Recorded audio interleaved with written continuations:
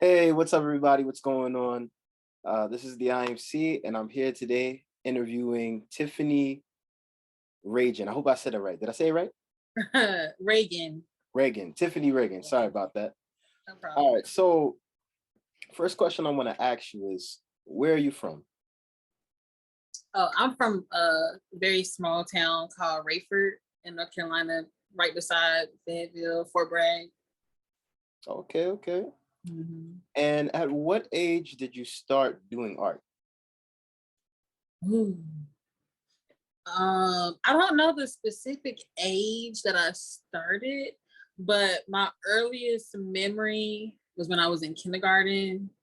Um, my first day of kindergarten, my mom took me, and our teacher gave us a blank piece of paper and like some crayons, and I drew a duck. And my mama was so excited. She was so excited that I drew a duck. Like she was like, "Oh my god, my baby drew a duck!" And that's how it got started. My dad actually taught me how to draw, but that's how it got started for me. Okay, cool, cool. Mhm. Now, when did your parents realize that you had a talent? Because as I'm looking behind me, I've seen some of your artwork before. So when did they notice that, okay, she's not playing, this is for real? That's a good question. I think my dad always knew because he's the one that taught me. Um, my mom, I think it hit her when I was like in high school. I was really pursuing it then, going to art competitions and stuff like that. Um, and then I guess my dad just always knew. I'm not sure. They're not here, so I can't even ask them like, yeah, mom, when did you know that this is really what I wanted to pursue? They both passed, so I can't even ask My them. condolences. Yeah. Uh, all right. So being a painter, right? I'm pretty sure you had people that you studied under or you like admired or looked at. So what were some painters that you got into to help you develop your style? Um, really, there were no painters or artists for me. Um, I mean, I went to school and I learned about different artists and things like that, but I wasn't really fascinated by any of them. It was more like I was bored in church because I was a church girl, and I was also very much a homebody. So it was just something that I just started doing to express myself or when I was bored. But there was no other artist that influenced me, just my life, I guess. Okay. Now, with that being said, who encouraged you to go full throttle with this dream to turn it into a reality? Um, who encouraged me? I would say if I could give the credit to someone, I would say my best friend Candace. Because when I got to college, I kind of like gave up on art. I didn't take it as serious anymore. I was going to school for like fashion, so art wasn't like the thing for me anymore. But I took an art class and I did this painting of a giraffe. And I remember I sold the painting because everybody loved it so much. And my best friend was like, "Oh my god, you need to like make another one, but in color." Because I did that one in black and white.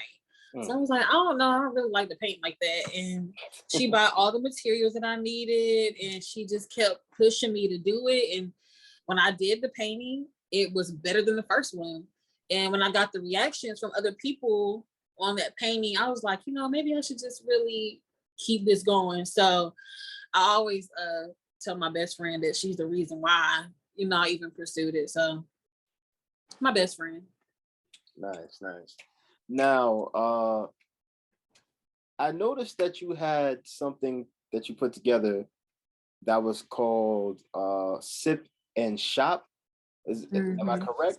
And when did that Yes. take place, and what was the inspiration behind that? That was a couple months ago. The sip and shop was for my planner heads that I just started doing. It really was just to get people to come and take a look at my some of my artworks. I had some of my artwork there as well. but to just give them an opportunity to also purchase the planner heads, because they're kind of popular right now. So that's what made me want to do the sip and shop. Ah, I see. Mm-hmm. All right. Now, I noticed now, don't get me wrong, I've noticed that every now and again you talk about God. Are you a Christian? Do you have a relationship with God? Like, how does faith play a role into, I guess, how you make your art? I am a Christian, and faith plays a big part in my art.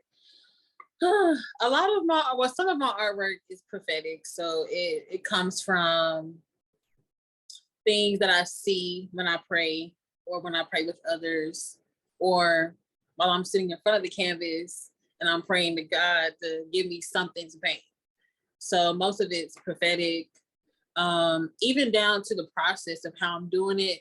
I never know where to start on the canvas. I'm not a pre-drawer. I don't pre-draw on the canvas. I literally just start on a blank canvas with paint. So I know a lot of artists have to use like a graphing scale or something. I don't do that. So I solely depend on God and like, hey God, where do I start at? So he'll show me like a circle, and I'll paint the circle, or he'll show me like another little shape or something, and then it all comes together to one big image. So faith plays a big part in my art. Wow. Wow, Mhm. that's wonderful.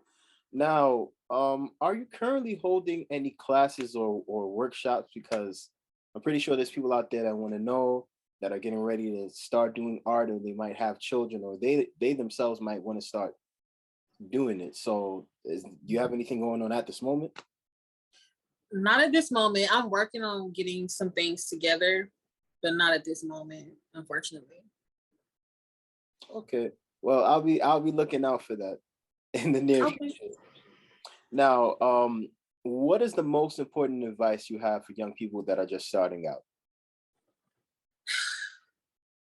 If you find something that you love to do, just keep pursuing it. Don't ever give up on it. Um, keep sharpening your skills toward it, and make it your reality. Like, art for me has become my life. Like, it's literally what I do when I'm sad, when I'm mad, when I'm happy. You have to make it a part of your life, part of your journey. Just really pursue the things that you love to do, and take you very far. Right, right. I hear that.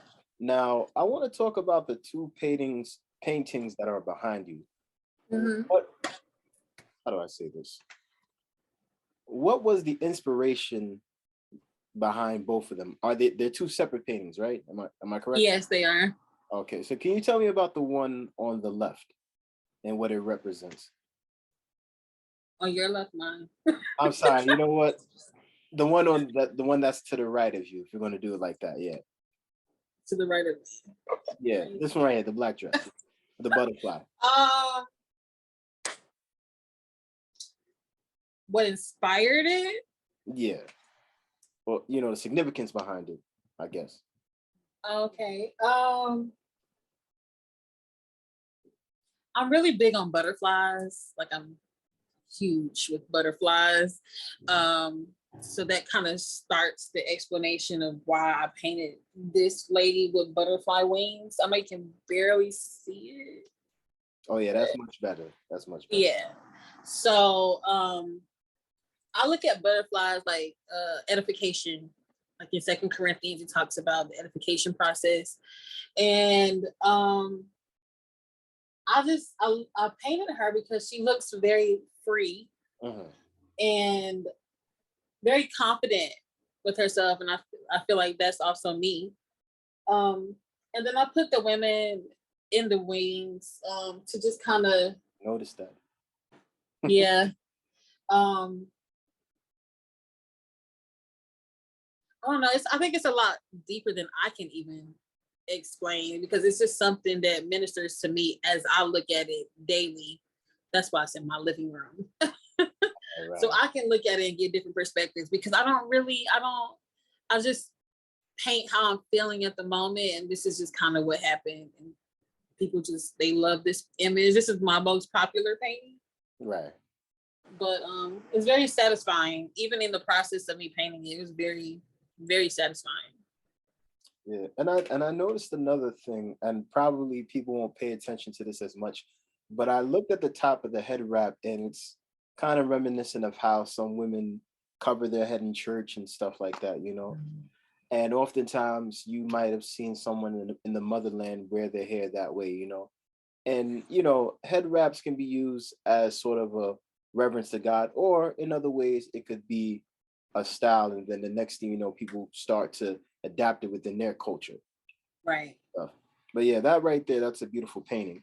Now the Thank one, you. you're welcome. The one that's to the left of you, um, what does this symbolize? Because the hands are coming out like this, so I've never. Yeah. And I just noticed the world. All right, I'm gonna let you explain it. Go ahead. Okay, so this was I was praying one day. I don't even know what was going on in my life. There was something going on in my life at that time, but I was praying. I was in my room, and I remember just reaching my hands out, you know, in praise and worship. And the Lord could just show me what I look like to Him from earth or from my bed. So I was like, oh my God, like I could see it so clear. I could see what I look like. So I was like, I have to paint that. And that's really what inspired this painting, just me standing, coming from the earth, reaching to the heavens. It's like my prayers are going directly up and God can see me. Yeah. Wow. That's why it's called To the Heavens. Wow. Yeah, it definitely does have an effect. I don't ever think that I've seen a painting like that, but it's just there's something so pure about it. Like to me, it sounds like it looks like from anywhere in the world, God can reach you and you stretch out your hands, and it's almost as if He's that close with you. Yes. He's closer than we even can imagine. He's right next to us. He can see every aspect of us. I'm Right. a firm believer of that. I definitely believe that as well. Let me ask you a question. Now, as a painter, I know there's some people, sometimes you might have somebody to ask you to commission a painting for them, and other times you just do your own artwork. So I guess what I would like to ask is, what is your policy on that regarding commissioning paintings for other people? That's a tricky question. Honestly, I don't really, oh God, I really don't like to do commissions. Because it's a lot of pressure for me, just thinking about the criticism that's going to come with it. And I know that with art comes criticism. Right. I understand that. But now I have, not only do I have to deal with the criticism of my own regular art that I create, but now I have to think about the criticism from the person that wants me to create it for them. It scares me to death. And I think it all started because when people started asking me to do paintings for them, I mean, I think I'm pretty good at it, but they would be very crucial about how it looks. Oh, his nose looks too big, or my ear doesn't look like that. And that is so annoying. Right. So I really don't like to do them, but I will. I will do them, but it depends on what I'm going through in my life at that time, because it just takes so much energy out of me. It takes so much energy. But I do them, just not that often. Okay. And I can understand that because, you know, it's one thing to ask someone to do a painting for you, but it's another thing to try to give a painter guidance to be like, I want you to do this to the T. So Yes. you could do it to the T and the people still wouldn't, it's like they still wouldn't like it. The thing is, you have to leave it in the hands of the artist. Either you want something amazing or you want something that's going to be basic. And when you mess with the way that somebody does their art, it's like a slap in the face in them, you know? Yes. It's like Yes. like in the past, you know, like I'm an audio engineer. So I remember there was this one time where this guy wanted me to put effects on his vocals while we're recording. Oh, can you put on reverb? Why am I putting on reverb? I have to record you first. I don't do any mixing or EQ while we're in the studio. I might adjust the gain and that's it. But the problem with a lot of individuals when they come to the studio, they're not worried about, okay, how many hours I should be in here, Mhm. how much time to work on my actual craft. You know, Mhm. sometimes people wonder why engineers charge so much. Well, you're paying for my years of skill level, Right. also the hours that I put in, got to pay light, gas, and if you're renting if you're renting a room in a building to Mm. do this work, that's money also as well. So that's why a lot of these young people, they try to get by like, oh, can I record on like $30? No, that's not Oh how Lord.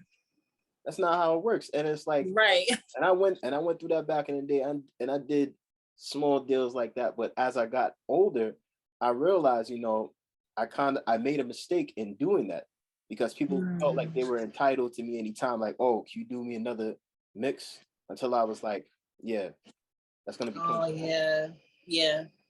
you know. I struggle with that too though, even now. Like people don't want to pay me what I feel like I deserve, especially when I do commissions. Like it's a slap in the face. $100. No. $100. $100. Exactly. And I No. and I kind of used to be the same way when it came to certain things. Like, why are these services costing so much? But once you get to a certain age, you got to realize, like, wait a minute, this person put their time and their effort. They went to school to learn this. They got the best training in the world. Yes. Why they're charging? Like, some people wonder why when you go to a hair salon, someone's charging you a deposit. That deposit is that deposit is there just in case you, as the customer, happens to bail out. That means Yep.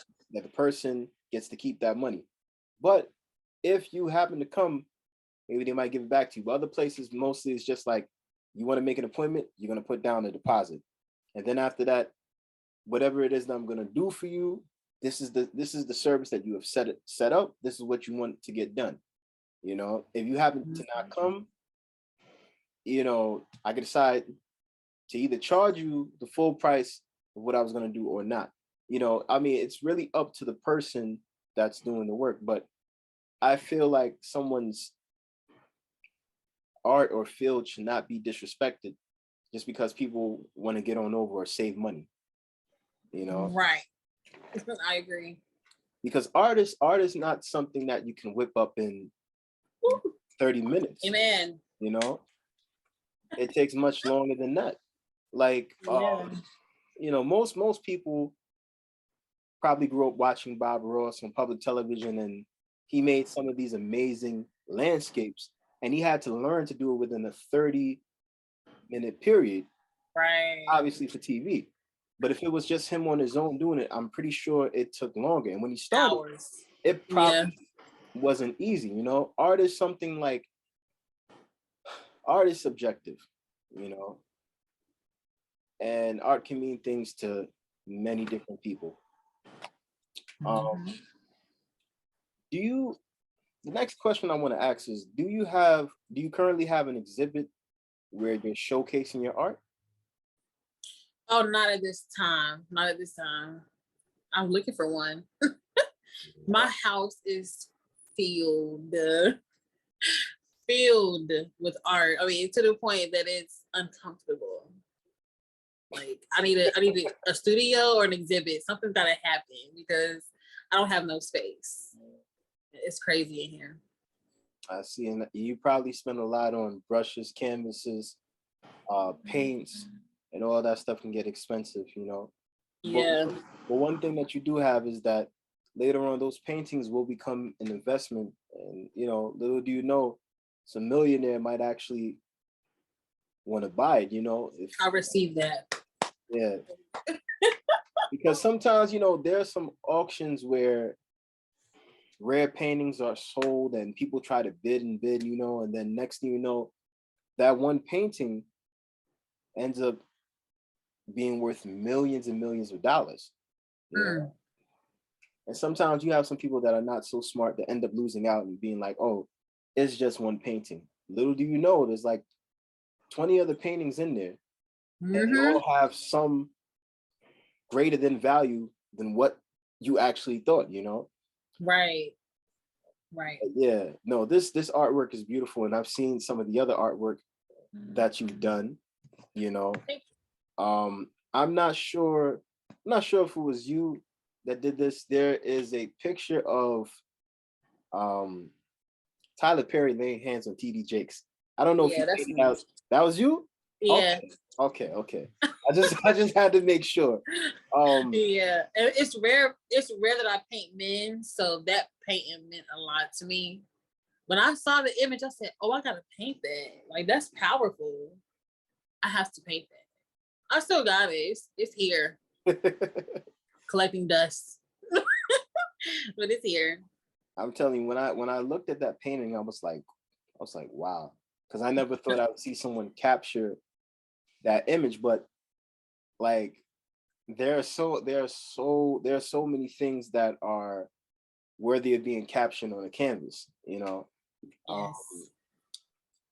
like it's just art is amazing. That's all I really have to say because I've been looking at your artwork over the last few months and I'm like, this woman really has a gift. And I believe that God is going to put you into a position where you're going to be able to sell these paintings and do Amen. so much more. And hopefully get some classes going and make this something that okay, this can be full time. Because I believe that we all have gifts that we possess Yeah. that we can use to that can be turned into a job, and Right. Right. sometimes you don't even realize it. I mean, you might start off doing something and somebody's like, oh, this is good. There's nothing. Like I have a friend that cooks. I know at least like 4 or 5 different people that are chefs in their own right. And my one friend, I've tried to encourage him in the past, like, oh nah, I'm not worried about that. And then there were times when he'd be like, yo, tell people that I cook, and this guy, he can cook anything from fish to chicken to cakes. Like when he was in high school, he had a class that was teaching him, how to prepare food, how to cook, how to bake, all these different things. You know, I just feel like people now, with the world that we're living in right now, especially with COVID-19 still going on, I feel like people have to tap into their God-given gifts and abilities. Right. You know, and it's obvious that you you're fully tapped in. I mean, just these 2 pictures alone, a lot, and I'm pretty sure there is a lot more artwork that we have yet to see from you. But yeah, no, I mean, this is impressive, you know. Thanks. Yeah, this is very impressive. Now, what trying to think here.